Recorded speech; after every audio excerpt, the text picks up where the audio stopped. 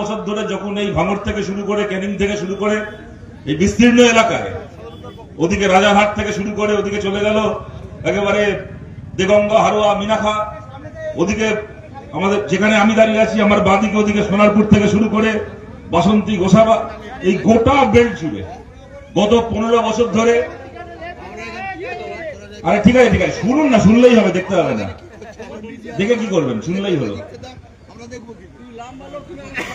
গত 15 বছর ধরে এখানে যা অত্যাচার, এখানে যা লুটপাট সন্ত্রাস হয়েছে আমাদের উপর, এই সব কিছু করার সময় এই শওকত মোল্লারা কি বলেছে? সিপিএম কে মারবো, সিপিএম কে পার্টি অফিস খুলতে দেবো না, সিপিএম কে মিটিং করতে দেবো না, মিছিল করতে দেবো না, এই সব কিছু করার সময় এরা কি বলেছে? বলেছে যে এখন পশ্চিমবাংলায় বিজেপি আছে, বিজেপির বিরুদ্ধে আমরা তৃণমূল লড়ছি।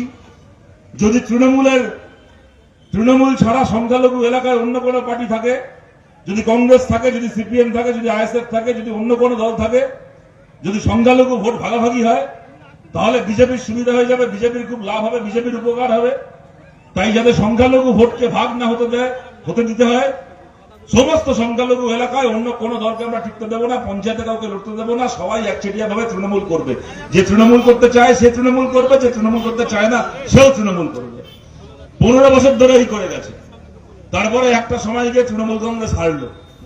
তৃণমূল কংগ্রেস পশ্চিমবাংলায় সরকার তৈরি করতে পারলো না, কিন্তু ওরা হারলেও ওদের 80 জন এমএলএ জিতলো। আমাদের একজন এমএলএ জিতেছে আমাদের পার্টি থেকে, আমাদের জোট থেকে 9 সাল একজন এমএলএ, আমাদের 2 জন এমএলএ আছে বিধানসভায়, ওদের 80 জন এমএলএ ওরা জিতলো। জিতে কি করলো? 15 বছর ধরে বললো ওরাই নাকি একমাত্র বিজেপির বিরুদ্ধে লড়বে, তাই আমরা কেউ রাজনীতি করতে পারবো না পশ্চিমবাংলায়। আর যখন সত্যি সত্যি বিজেপির বিরুদ্ধে লড়াই করার সময় আসলো, তখন এই বাংলার মাটিতে লাল পতাকা দাঁড়িয়ে আছে বিজেপির বিরুদ্ধে, আর শওকত মোল্লার মতো হারামখোরগুলো তৃণমূলের পতাকা বিক্রি করে বিজেপির জুতো পালিশ করতে চলে গেছে। ওই সায়নী ঘোষ এই ভাঙড় ক্যানিং এ এসে, এই সমস্ত এলাকায় এসে এই সায়নী ঘোষরা প্রচার করে গেছিল। এই সোনারপুরে, এই বারুইপুরে, ভাঙড়ে সায়নী ঘোষরা লোকসভা ভোটের আগে প্রচার করে গেছিল কোন সংখ্যালঘু এলাকায় ভোট ভাগাভাগি করতে দেবেন না, কেউ সিপিএম কে ভোট দেবেন না, বাম প্রার্থীকে কেউ ভোট দেবেন না, সবাই ভোট দেবেন তৃণমূল কংগ্রেসকে, সায়নী ঘোষকে। তাহলে নাকি সায়নী বিজেপির বিরুদ্ধে লড়বে। যখন আম আদমি পার্টি রাঘব চাড্ডা যখন দল পাল্টে বিজেপিতে যাচ্ছে, সায়নী ঘোষকে জিজ্ঞেস করছে, ও রাজনীতিটাকেও বাংলা সিরিয়াল মনে করেছে, সিরিয়ালের ডায়লগ মারছে। ও চাড্ডা হতে পারে, আমি চাড্ডি নই, আমি কখনো বিজেপিতে যাব না। যেদিন সত্যি সত্যি সময় আসলো বিজেপির বিরুদ্ধে লড়াই করার, এই লাক্ষর হারামখোর সায়নী ঘোষগুলো দিল্লিতে পাপিয়া অধিকারীর ফ্ল্যাটে বসে, ওখানে মর্যাদা করবেন শতাব্দী রায়ের ফ্ল্যাটে বসে দিল্লিতে শুভেন্দু অধিকারীর সঙ্গে মিটিং করছে, ওরা ওখানে বিজেপির হয়ে দালালি করছে। শওকত মোল্লা আজকে গ্রেপ্তার হয়েছে বড় কথা নয়, দেখলেন 2 দিন আগে শুভেন্দু অধিকারী বিধানসভায় বলল, যখন শওকত গ্রেপ্তার হব করছে, তখন শুভেন্দু অধিকারী বিধানসভায় দেখাচ্ছে আমার মোবাইলে, বলছে আমাকে 4 বার ফোন করেছিল, আমাকে 4 বার হোয়াটসঅ্যাপে মেসেজ করেছিল গ্রেপ্তারি এড়ানোর জন্য। বিরাট বীর ছিল, বিরাট বাঘের বাচ্চা ছিল, সে নাকি বিজেপির বিরুদ্ধে লড়বে। যখন সময় আসলো সুস্থুর করে শুভেন্দু অধিকারীকে 4 বার মেসেজ করছে। আসলে কি জানেন, যে বেঈমান হয়, যে নেমোখারাম হয়, সে সিপিএম এর সঙ্গেও নেমোখারামি করে, সে তৃণমূলের সঙ্গেও নেমোখারামি করবে। আজকে মমতা ব্যানার্জি বলছে যে আমার দলের এই লোকগুলোকে আমি তৈরি করেছিলাম একদিন, এদেরকে কে চিনত, এদেরকে আমি এমপি করেছিলাম, এমএলএ করেছিলাম বলে আজকে এরা এই জায়গায় আছে। এরা আজকে আমার সঙ্গে বেইমানি করে বিজেপির সঙ্গে সেটিং করছে। তা ভাই মমতা ব্যানার্জি, আপনি এগুলো আজকে বলছেন, আপনি কোন রাজনীতি করেছেন এর আগে? এখন লোককে বেইমান করছেন। আজকে এরা যে রাজনীতি করছে, আজ থেকে 30 বছর আগে এই রাজনীতি পশ্চিমবাংলায় মমতা ব্যানার্জি করেছিলেন। কংগ্রেসের ঘরে যে উনি একটা কালীঘাটে টালির চালের বাড়িতে জন্মেছিলেন, ওনার ঘর থেকে নিয়ে গিয়ে কংগ্রেস ওনাকে ভারতের মন্ত্রী বানিয়েছিল। কংগ্রেসের ঘরে উনি বড় হয়েছিলেন, ভারতবর্ষের মন্ত্রী বানিয়েছিল কংগ্রেস ওনাকে। কে চিনত না হলে ওনাকে? যে কংগ্রেস কালীঘাটের একটা টালির চালের ঘর থেকে নিয়ে গিয়ে ওনাকে ভারতের মন্ত্রী বানালো, যখন নিজের স্বার্থে টান লাগলো, সেই কংগ্রেসের পিঠে ছুরি মেরে তাদের 1 নম্বর শত্রু বিজেপির সঙ্গে জোট করে বিজেপির সঙ্গে দিল্লিতে ঘর করলেন, পশ্চিমবাংলায় বিজেপিকে ডেকে আনলেন। এই রাজনীতি আপনি মমতা ব্যানার্জি করেছিলেন। আজ থেকে 30 বছর আগে যে বেইমানি আপনি করেছিলেন, 30 বছর পরে আজকে সেই বেইমানি আপনার সঙ্গে সায়নী ঘোষরা করছে, আপনার সঙ্গে ঋতব্রত, আপনার সঙ্গে কাকলিরা করছে। পাপ কারো বাপকে ছাড়ে না মমতা ব্যানার্জি, পাপ আপনার বাপকেও ছাড়েনি। আর এই শওকত মোল্লা যেদিন সিপিএম ছেড়ে সিপিএম এর আমলে ডিওয়াইএফআই করত, এলাকায় পার্টি করত, যেদিন সিপিএম ছেড়ে তৃণমূলে যাচ্ছে অনেকের খুব আনন্দ হয়েছিল যে দেখ সিপিএম এর কিরাম বাস হলো, সিপিএম এর উঠতি নেতা ছিল সে তৃণমূলে যাচ্ছে। সেদিন বলেছিলাম শোনো, যে সিপিএম এর খারাপ সময় সিপিএম এর সঙ্গে বেইমানি করতে পারে সে তৃণমূলের খারাপ সময় তৃণমূলের সঙ্গে বেইমানি করবে। যখন আমাদের খারাপ সময় এসেছিল তখন আমাদের বিরোধীকে এসএমএস পাঠিয়েছিল, যখন আমাদের খারাপ সময় ছিল তখন মমতা ব্যানার্জিকে এসএমএস পাঠিয়েছিল, আর যখন মমতা ব্যানার্জির খারাপ সময় এলো তখন শুভেন্দু অধিকারীকে হোয়াটসঅ্যাপ পাঠানো শুরু করলো। এই হচ্ছে এই লাক্ষর নেমখারাম, এই শওকত মোল্লা।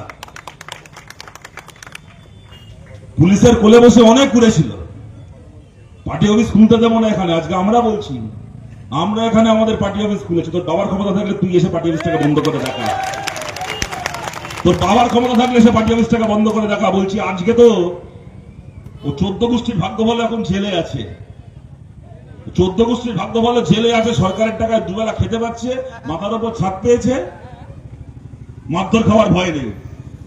যদি আজকে জেলে না থাকতো শওকত মোল্লা, জেলে যদি না থাকতো, যদি এই ভাঙড়ের ক্যানিং এর রাস্তা দিয়ে হাঁটতে হতো, বাড়ি থেকে বেরোতো নিজের পায়ে হেঁটে, বাড়িতে ফিরতো 4টে লোকের কাঁধে চেপে, এই শওকত মোল্লারা এরা যা অত্যাচার করেছে। অনেক কমরেডকে মার খেতে দেখেছি, অনেক কষ্ট অনেক যন্ত্রণা বুকে আছে। এখানকার বিধায়ক নওশাদ সিদ্দিকী, তার দোষ কি? নিজের বিধানসভা এলাকায় পতাকা তুলতে গেছে, নিজের বিধানসভা এলাকায় নিজের কর্মীদের সঙ্গে দেখা করতে এসছে, তাকে 42 দিন জেল খাটিয়েছে। সে ক্যানিং এর বিধায়ক ছিল, ভাঙড়ে ব্রিজ উদ্বোধন হচ্ছে, ভাঙড়ের বিধায়ক থাকবে না সেখানে, ক্যানিং এর বিধায়ক 4টে থানার আইসি কে নিয়ে বসে মঞ্চে বসে, থানার আইসি বসে আছে, সরকারি প্রোগ্রাম ব্রিজ উদ্বোধন, মাথার পেছনে তৃণমূলের, এখানে তৃণমূলের সিম্বল লাগানো, 4টে থানার আইসি কে নিয়ে ভাঙড়ের ব্রিজ উদ্বোধন করছে। আর ওই দালাল পুলিশগুলো তখন তৃণমূলের সরকার ছিল বলে দালালি করে গেছে, ভেবেছিল বোধহয় সারা জীবন এই পুলিশ আমার দালালি করবে। যদি সরকার পাল্টালো, কোমরে দড়ি বেঁধে সেই পুলিশ নিয়ে গেল থানায়। আমরা বলছি যেদিন সরকার চালিয়েছি, যেদিন বিরোধীও থেকেছি, আমরা কখনো পুলিশের কোলে বসে রাজনীতি করিনি, পুলিশের কাঁধে চেপে রাজনীতি করিনি। তাই সরকারে যেই থাক যে না থাক, আমাদের দরকার পড়ে না শুভেন্দু অধিকারীকে সরি বলে হোয়াটসঅ্যাপ করতে, আমাদের দরকার পড়ে না বিজেপির সঙ্গে সেটিং করতে। বিজেপির বিরুদ্ধে ছিলাম, বিজেপির বিরুদ্ধে আছি, বিজেপির বিরুদ্ধে থাকবো। যতনদা বলার সময় বলছিল আজকে ওদের জেল হয়েছে বলে, তাও শওকতের কপাল খারাপ, এবার জিততে পারেনি। ওর নিজের যে কেন্দ্র ক্যানিং, সেখানে তৃণমূল জিতেছে। এবার ওকে যাতে হারানো যায় তার জন্য ওকে মুরগি করে মমতা ব্যানার্জি ভাঙড়ে দাঁড় করিয়েছিল, যা ওখানে গিয়ে হেরে আয়। যথারীতি হেরেছে, আজকে হেরেছে বলে ওকে এখন আর দরকার নেই শুভেন্দু অধিকারীর, ওকে বিজেপির দরকার নেই, ওকে জেলে ঢুকিয়ে দিয়েছে। যদি জিতত, যদি ভাঙড় থেকে জিতত, যদি ক্যানিং এ দাঁড়িয়ে জিতত, জেলে যেত। আপনারা দেখতে পাচ্ছেন তো, এই জাভেদ খান থেকে শুরু করে, ঋতব্রত ব্যানার্জি থেকে শুরু করে, এই ববি হাকিম থেকে শুরু করে, তৃণমূলের একটার পর একটা এমএলএ ছিল, মন্ত্রী ছিল, এর আগে তৃণমূলের নেতা ছিল, তাদেরও জেলে যাওয়ার কথা ছিল। তারা যে অত্যাচার করেছে, কেউ খুন করেছে, কেউ ধর্ষণের আসামি, কেউ মাইলের পর মাইল পুকুর ভরাট করে বিল্ডিং তুলেছে, এদেরও জেলে যাওয়ার কথা ছিল। কিন্তু যে কটা জিতেছে সে কটাকে আর জেলে ভরবে না।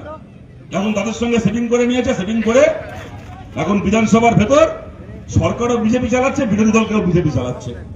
যদি এই সরকার আজকে হেরে গেছে বলে জেলে আছে, এই সব্যসাচী আজকে হেরে গেছে বলে জেলে আছে, সুজিত বোস আজকে হেরে গেছে বলে জেলে আছে, এরা যদি আজকে জিতত, এরা কেউ জেলে থাকতো না। এরাও আজকে শুভেন্দু অধিকারীর সঙ্গে হোটেলের ঘরে মিটিং করে বিধানসভার ভেতর বিজেপির পোষা বিরোধী হয়ে বিজেপির দালালি করতো বিধানসভার ভেতর বসে। তারা দেখতে পাচ্ছেন যে বিধানসভার চেহারা, গুন্ডা দমন নাকি আইন আনছে। কেউ যদি বিক্ষোভ দেখায়, কেউ প্রতিবাদ করে, কিছু করে, তাদেরকে জেলে ভরার ফিকির করেছে। করে শুভেন্দু অধিকারী বলছে এরা গুন্ডাদেরকে, মস্তানদেরকে জব্দ করার জন্য আমি আইন আনছি। নওশাদ সিদ্দিকী যখন তার বিরোধিতা করেছে, আমাদের মুস্তাফিজুর রহমান বিরোধিতা করেছে, আমি দেখছি শুভেন্দু অধিকারী বিধানসভায় উঠে দাঁড়িয়ে নওশাদকে বলছে যে আপনাকে বলছি ভাঙড় থেকে আপনি জিততে পারতেন না, ওখানে তো আমাদের 70,000 আছে। আমাদের 70,000 আছে মানে ভাঙড় বিধানসভা কেন্দ্রের মধ্যে হিন্দু ভোটার 70,000, সেটা আমাদের 70,000। আপনি এটা মুখ্যমন্ত্রী, এটা আপনার ভাষা, বিধানসভায় দাঁড়িয়ে বলছেন যে হিন্দু আপনার আর মুসলমান অন্যদের। রাজ্যের মুখ্যমন্ত্রী বিধানসভায় দাঁড়িয়ে বলছেন, তারপরে বলছেন আমরা যদি চাইতাম তাহলে তো জায়গাটাকে ছেড়ে রাখতে পারতাম, ঠিক করে ওখানে ভোট হতো না। তার মানে আপনি স্বীকার করছেন শুভেন্দু অধিকারী একদিন পশ্চিমবাংলায়, তার মানে বিজেপি যদি চায় তাহলে ইলেকশন কমিশন ঠিক করে ভোট করায়।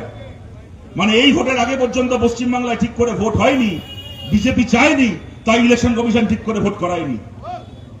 তারপরে বলছে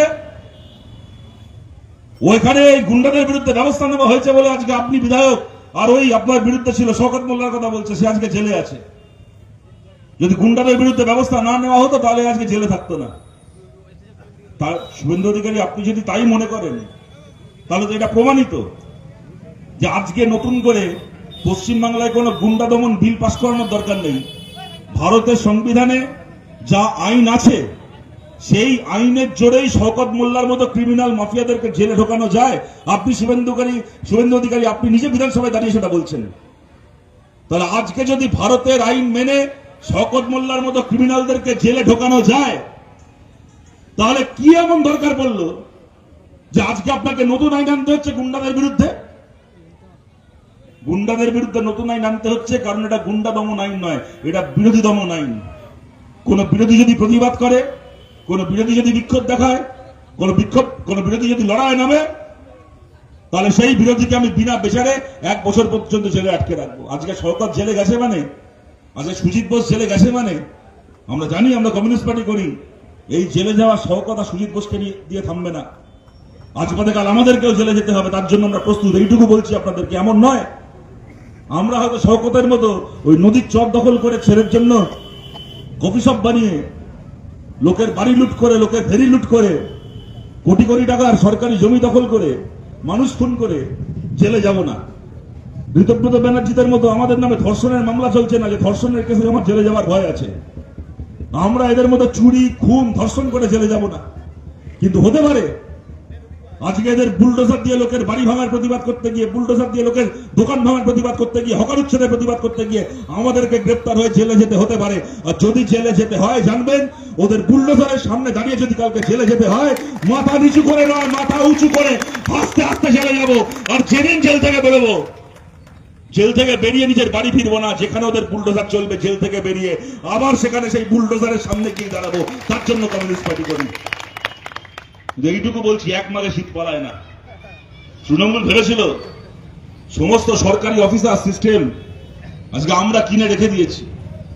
আজকে বিজেপি ক্ষমতা আসতে পারতো না, তৃণমূলের সরকার যেত না, যদি সত্যি সত্যি পশ্চিমবাংলার সব পুলিশ, সব সরকারি অফিসার, সব সরকারি কর্মচারী তৃণমূলের হয়ে কাজ করত।